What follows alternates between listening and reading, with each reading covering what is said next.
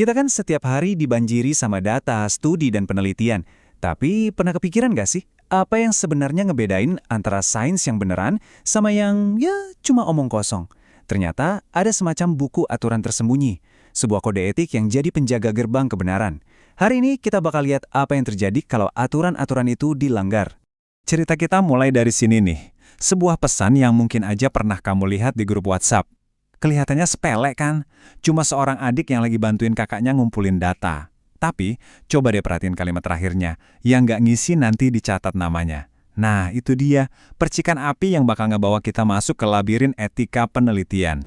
Dan ini dia nih, otak di balik pesan tadi. Namanya Budi, mahasiswa tingkat akhir.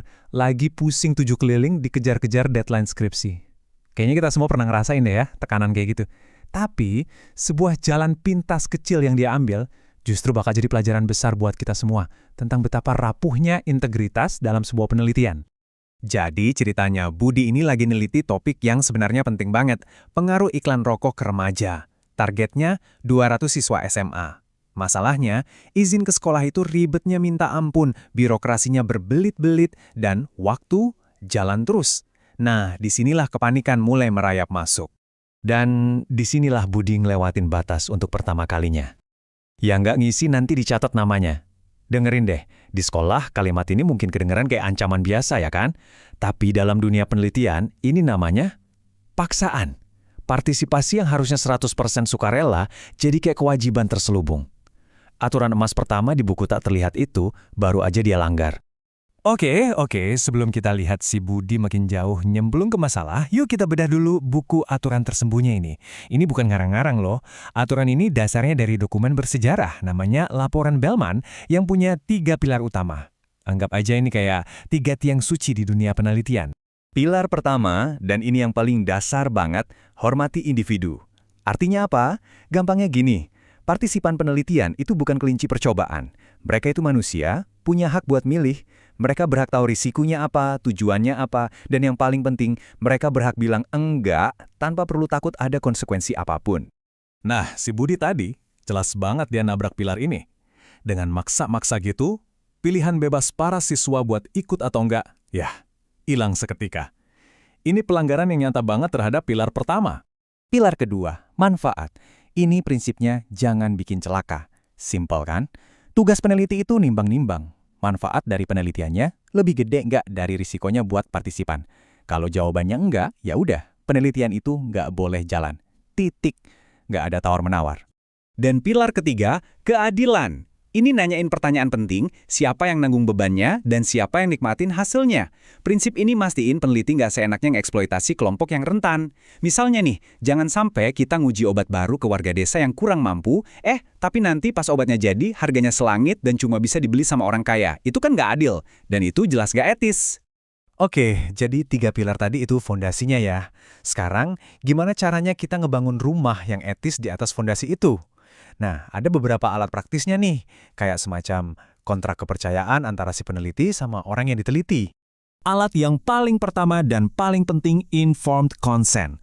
Ini bukan cuma soal tanda tangan di kertas loh, ini tuh janji. Kayak checklist ini nih, isinya ngejamin partisipan itu benar-benar paham apa yang bakal mereka lakuin, resikonya apa, dan yang paling krusial, mereka punya kartu sakti, hak buat mundur kapan aja, tanpa harus ngasih alasan apapun. Nah, ini nih, coba perhatiin baik-baik, soalnya banyak yang suka ketuker. Anonymity itu artinya, ya ampun, bahkan penelitinya aja nggak tahu kamu tuh siapa. Kamu tuh cuma sekumpulan data tanpa nama. Kalau rahasia atau confidentiality, penelitinya tahu siapa kamu, tapi dia janji, dia sumpah buat nyimpen identitas kamu rapat-rapat. Beda banget kan level perlindungannya? Oke, sampai sini pelanggaran Budi itu soal cara dia dapetin data. Sekarang, kita masuk ke area yang lebih kelam lagi, godaan buat mainin datanya. Ini udah kayak dosa paling besar di dunia sains, sebuah pengkhianatan total terhadap kebenaran itu sendiri. Ada 2 dosa utama di sini. Pertama, fabrikasi. Ini mah ngarang bebas, bikin data dari nol. Kayak Budi ngisi 100 kuesioner sendirian di kamar kosnya. Dosa kedua, falsifikasi. Ini lebih licik. Datanya sih asli, tapi diedit, dipoles, atau dibuang-buang yang nggak sesuai biar hasilnya cocok sama kemauan peneliti. Satunya bohong dari awal, satunya muter-muterin fakta. Dua-duanya sama-sama racun buat sains. Dan inilah momen penentu buat Budi. Pas dia olah datanya, keluar angka ini. P-value 0,06.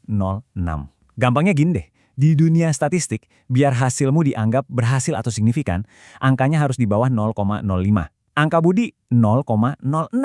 Cuma beda tipis banget, tapi artinya gagal. Hipotesisnya nggak terbukti. Datanya bilang nggak ada pengaruh apa-apa bro. Disinilah Budi berdiri di persimpangan. Dan dia milih jalan yang salah. Dia nggak terima kenyataan. Malah dengan alasan pembersihan data, dia mulai main hakim sendiri.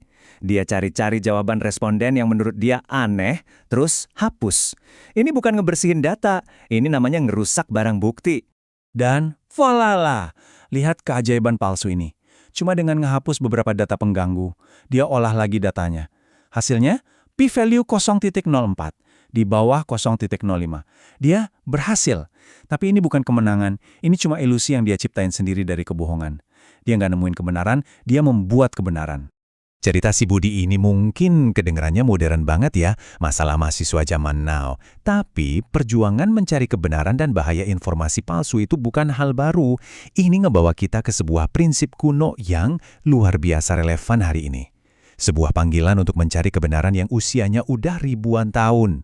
Coba dengerin ini. Jika seseorang datang membawa berita, maka telitilah kebenarannya. Ini inti dari tabayun atau verifikasi. Perintah ini bukan cuma buat ngadepin gosip, tapi juga buat sains. Ini adalah panggilan untuk selalu kritis, skeptis, dan yang paling penting, jujur. Biar apa? Biar kita nggak nyelakain orang lain gara-gara kesimpulan yang ngawur.